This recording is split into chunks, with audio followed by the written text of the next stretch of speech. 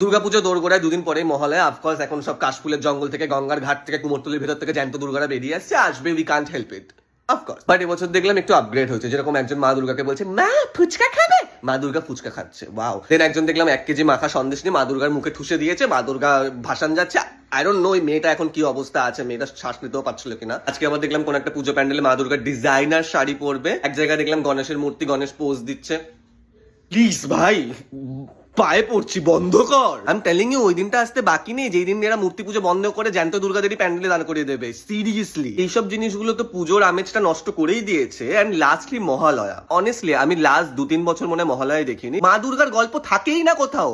মা দুর্গা ছাড়া অন্য যত দেবদেবী আছে তাদের স্টোরি দেখানো হয়। আমি মা দুর্গার মহিষাসুরের স্টোরি দেখতে এসেছি, আমি কেন সারা স্বর্গের স্টোরি দেখবো ভাই? আর এখন তো সকালবেলা ওঠার কোনো প্রশ্নই ওঠে না, মহালয়ার দিন সারাদিন ধরে মহালয়া হচ্ছে। আগে ভোর 4টের সময় উঠে মহালয়া শোনার যে ওই এক্সাইটমেন্টটা এখন দরকারই নেই, ঘুমা পড়ে পড়ে সকাল 9টা অব্দি। আমার এত ক্রেভিংস হচ্ছে সেই পুরনো মহালয়াটার জন্য, I really want to watch it again, and that is Mahalaya for me.